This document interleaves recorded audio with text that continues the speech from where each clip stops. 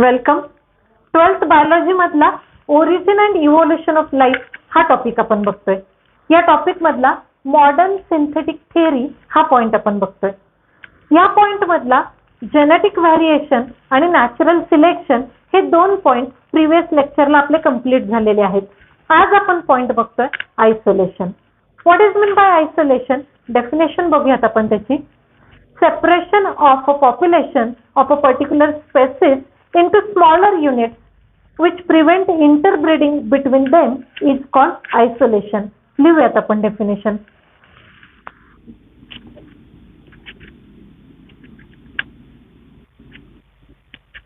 Separation of a population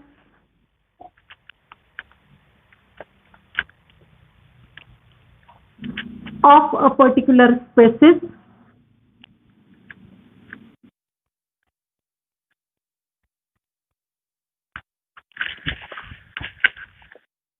into smaller units which prevent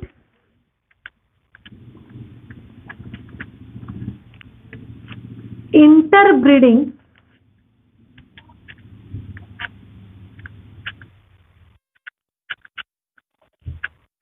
between them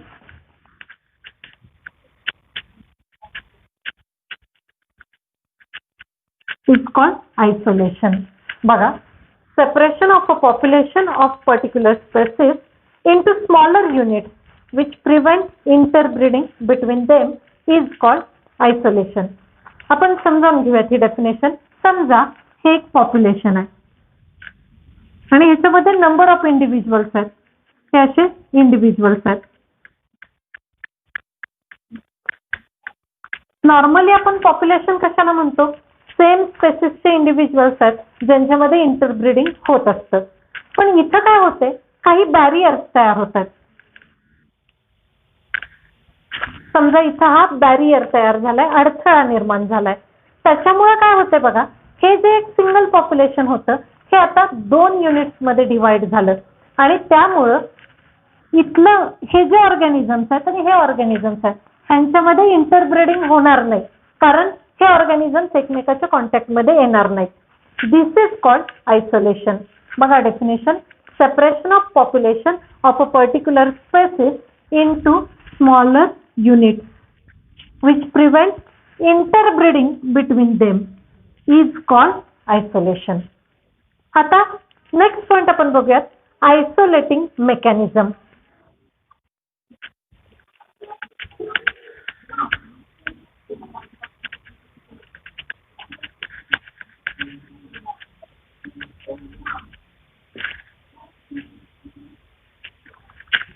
What is meant by isolating mechanism?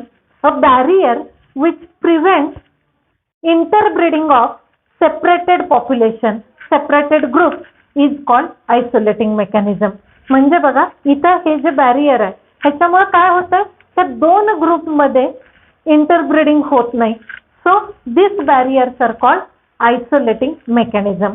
आता आपण जर बघितलं तर nature मध्ये आपल्याला वेगवेगळे आयसोलेटिंग मेकॅनिझम्स बघायला मिळतील. आज आपण ह्या पॉइंट मध्ये 2 आयसोलेटिंग मेकॅनिझम्स बघूयात. एक आहे जिओग्राफिकल आयसोलेशन आणि दुसरं आहे रिप्रोडक्टिव्ह आयसोलेशन. फर्स्ट पॉइंट आपण बघूयात, जिओग्राफिकल आयसोलेशन.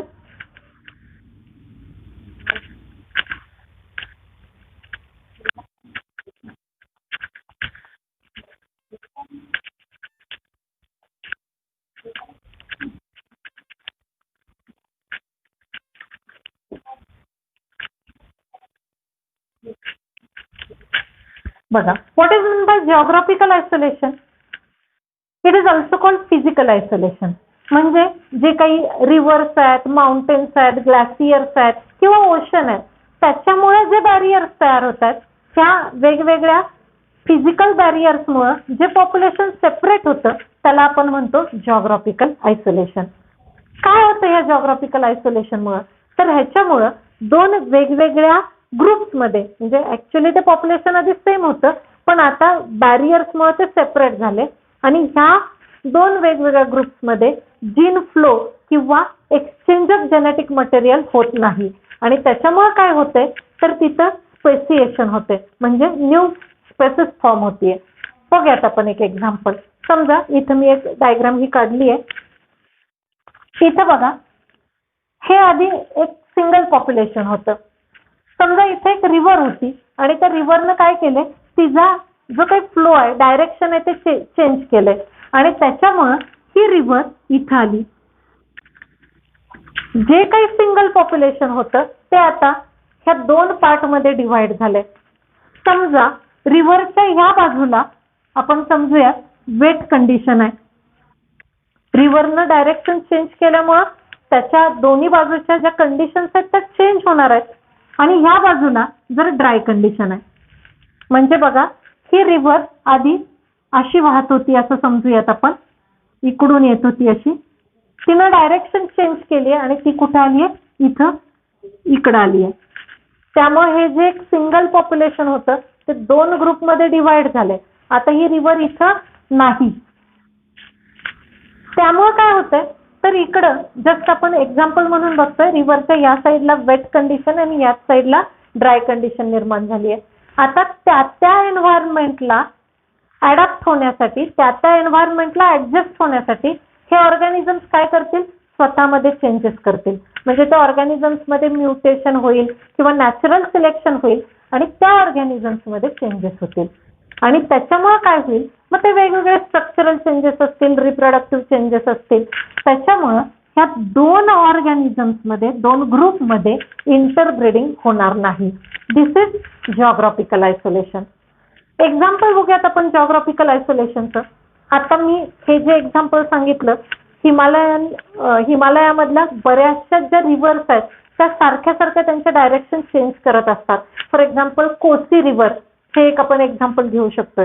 किंवा अजून एक एक्झाम्पल म्हणजे best well non example marsupials. For example kangaroo. आता तुम्हाला माहिती आहे की कांगारू हे ऑस्ट्रेलिया ह्या कॉन्टिनेंटमध्ये सापडतात. ऑस्ट्रेलियाच्या 4ही बाजूनी ओशन आहे.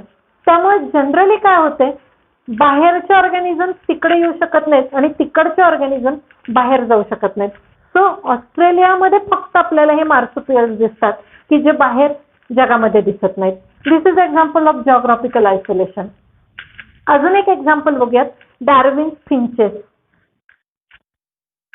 चार्ल्स डार्विन ज्यावेळी गॅलापागोस आयलँडवरती स्टडी करण्यासाठी गेले होते त्यावेळी त्यांना तिथे काही फिंचेस दिसले. फिंचेस म्हणजे बर्ड्स. हे जे बर्ड्स होते ते ऍक्च्युअली त्यांचे अँसेस्टर जे होते ते मेन लँडवरचे अँसेस्टर्स होते. पण त्या मेन लँडच्या अँसेस्टर्स पेक्षा हे फिंचेस खूप वेगळे दिसत होते त्यांना. हे का चेंजेस झाले, स्पेशली त्या फिंचेसच्या बीकच्या साईज आणि शेपमध्ये चेंज झालेला दिसला डार्विनला. कशामुळं, तर due to their feeding habit. त्यांना तिथे जे फूड मटेरियल अवेलेबल झालं त्यानुसार त्यांच्यामध्ये चेंजेस झाले. This is best example of geographical isolation. Next isolating mechanism आपण बघतोय reproductive isolation. This reproductive isolation occurs due to change in genetic material, gene pool as well as change in structure of genital organs.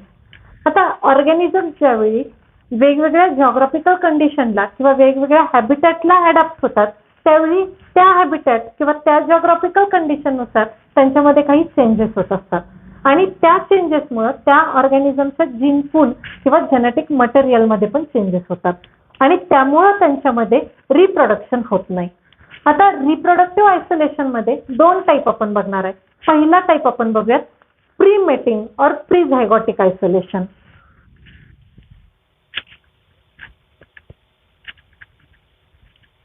Pre mating और pre झायगोटिक isolation.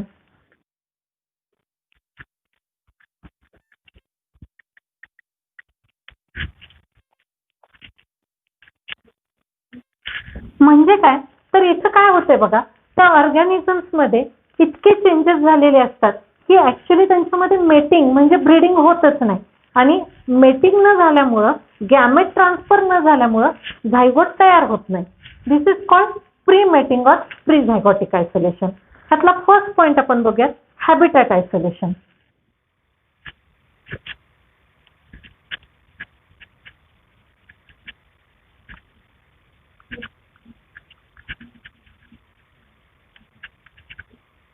This is also called ecological isolation. इथं काय होते बघा, actually ते जे organisms आहेत ते same geographic रिजनला राहतात, पण त्यांचे हॅबिटॅट वेगवेगळे आहेत. म्हणजे काही ॲक्वॅटिक आहेत, पाण्यात राहत आहेत, काही आर्बोरियल म्हणजे झाडावर राहत आहेत, काही टेरेस्ट्रियल म्हणजे जमिनीवर राहत आहेत. आता त्यांचे हॅबिटॅट चेंज झाल्यामुळं त्यांच्यामध्ये कॉन्टॅक्ट येत नाही आणि त्यामुळं त्यांच्यामध्ये इंटरब्रीडिंग होत नाही. सो तिथं गॅमेट ट्रान्सफर होत नाही, झायगोट तयार होत नाही.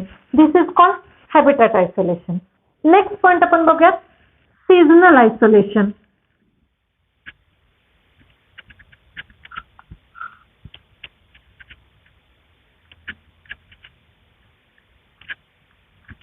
जनरली आपण जर बघितलं तर most of the organisms, most of the animals हे सीझनल ब्रीडर असतात.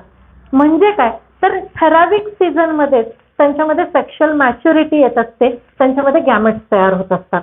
आता जर काही ऑर्गॅनिझम सेम जॉग्राफिकल कंडिशनला राहत आहेत, पण त्यांच्यामध्ये वेगवेगळ्या सीझनमध्ये सेक्शुअल मॅच्युरिटी येत असेल, समजा हा एक ग्रुप आहे आणि हा एक ग्रुप आहे, हे असे दोन ग्रुप आहेत. समजा ह्या ग्रुपमध्ये सेक्शुअल मॅच्युरिटी ही जून ते जुलैमध्ये येते, sorry,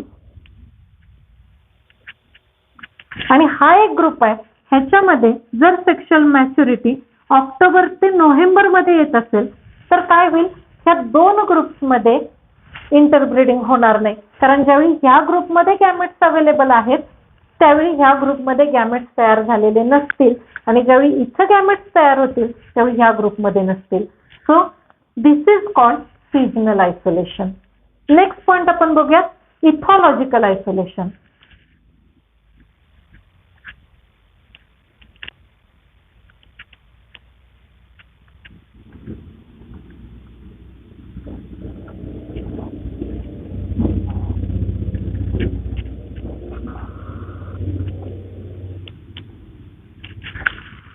What is meant by ethology?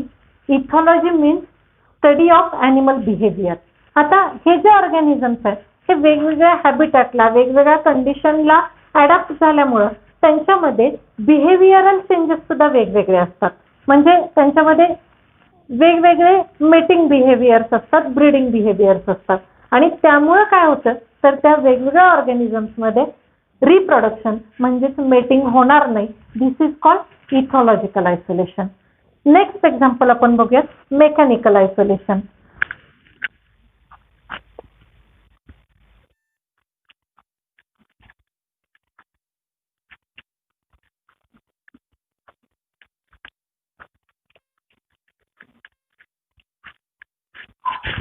What is mean by mechanical isolation? तर इथं वेगवेगळ्या जॉग्राफिकल कंडिशनला हे ऑर्गॅनिझम्स अडॅप्ट झाल्यामुळं त्यांच्यामध्ये त्यांच्या जेनायटल ऑर्गन्सच्या म्हणजे रिप्रोडक्टिव्ह ऑर्गन्सच्या स्ट्रक्चरमध्ये चेंजेस होत असतात, आणि हे चेंज झाल्यामुळं त्या ऑर्गॅनिझम्समध्ये गॅमेट ट्रान्सफर होऊ शकत नाहीत, मेटिंग होऊ शकत नाही. This is called mechanical isolation. हे चार टाईप आपण बघितले, प्री मेटिंग और प्री झायगोटिक आयसोलेशन मधले. रिप्रोडक्टिव्ह आयसोलेशन मधला नेक्स्ट पॉइंट आपण बघूया, पोस्ट मेटिंग और पोस्ट झायगोटिक आयसोलेशन. पोस्ट मेटिंग और पोस्ट झायगोटिक आयसोलेशन.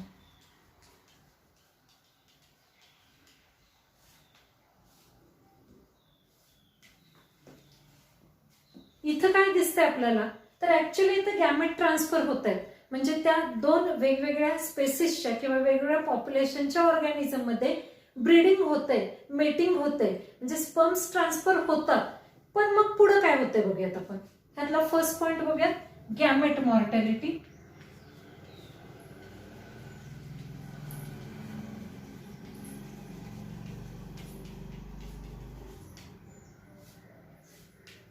बघा, ऍक्च्युली गॅमेट ट्रान्सफर होतात पण त्यांचं फर्टिलायझेशन इथं होत नाही, कारण प्रत्येक गॅमेटचा लाईफ स्पॅन हा वेगवेगळा असतो.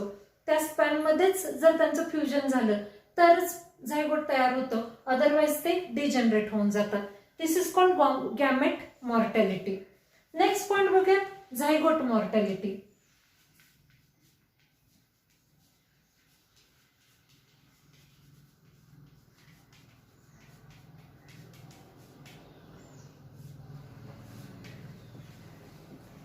या पॉइंटमध्ये काय बघतोय आपण, तर ऍक्च्युली गॅमेट ट्रान्सफर होत आहे आणि त्या गॅमेटचं फ्युजन सुद्धा होतंय आणि ते गॅमेट फ्यूज होऊन झायगोट तयार होतो. Zygote means fusion of haploid male gamete with haploid female gamete to form diploid cell. That cell is called zygote. हा झायगोट इथं तयार होतोय, पण त्या झायगोटचे पुढचे जे चेंजेस आहेत म्हणजे एम्ब्रिओजेनेसिसची जी प्रोसेस आहे, झायगोट पासून मोरुला, ब्लास्टुला, गॅस्ट्रुला ह्या ज्या प्रोसेसेस व्हायला पाहिजेत त्या होत नाहीत. सो तो झायगोट तयार होतोय पण तो डिजनरेट होऊन जातोय. This is called zygote mortality. Next point आपण बघूया, हायब्रिड स्टरिलिटी.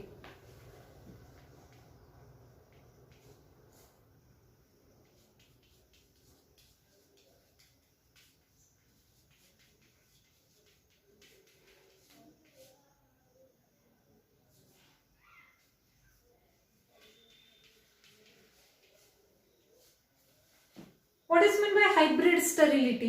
तर ऍक्च्युली तो झायगोट तयार होतोय, त्या झायगोटमध्ये एम्ब्रिओजेनेसिसची प्रोसेस होते आणि ऑफस्प्रिंग तयार होतं. हे ऑफस्प्रिंग जन्माला पण येतं. आता दोन वेगवेगळ्या स्पेसिसमध्ये किंवा व्हरायटीजमध्ये फ्युजन होऊन त्यांच्यापासून जो ऑफस्प्रिंग तयार होतो त्याला आपण हायब्रिड म्हणतो. तर हा हायब्रिड जन्माला येतो पण त्याच्यामध्ये स्टरिलिटी दिसते. तो हायब्रिड स्टराईल असतो म्हणजे तो हायब्रिड गॅमेट प्रोड्यूस करू शकत नाही. The best example of hybrid sterility is mule.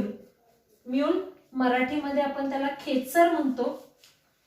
Mail donkey आणि फिमेल हॉर्स यांच्या इंटरब्रीडिंग मधून जन्माला येणारा हा प्राणी आहे म्यूल, खेचर. आता हा जो ॲनिमल आहे हा स्टराईल आहे म्हणजे त्याच्यामध्ये गॅमेट प्रोड्यूस होत नाही, त्याला ऑफस्प्रिंग होऊ शकत नाही. This is example of hybrid sterility. बघा आजच्या लेक्चरला आयसोलेशन ह्या पॉइंटमध्ये आपण जिओग्राफिकल आयसोलेशन आणि रिप्रोडक्टिव्ह आयसोलेशन हे दोन पॉइंट्स बघितले. ह्या दोन्हीवरतीही सेपरेट क्वेश्चन्स येऊ शकतात. स्पेशली रिप्रोडक्टिव्ह आयसोलेशन मध्ये प्री मेटिंग आयसोलेशन आणि पोस्ट मेटिंग ह्याच्यावरती नोट येऊ शकते. आयसोलेशनची डेफिनेशन असे क्वेश्चन्स येऊ शकतात. नेक्स्ट लेक्चरला आपण ह्युमन इव्हॉल्युशन हा पॉइंट बघूया. थँक्यू.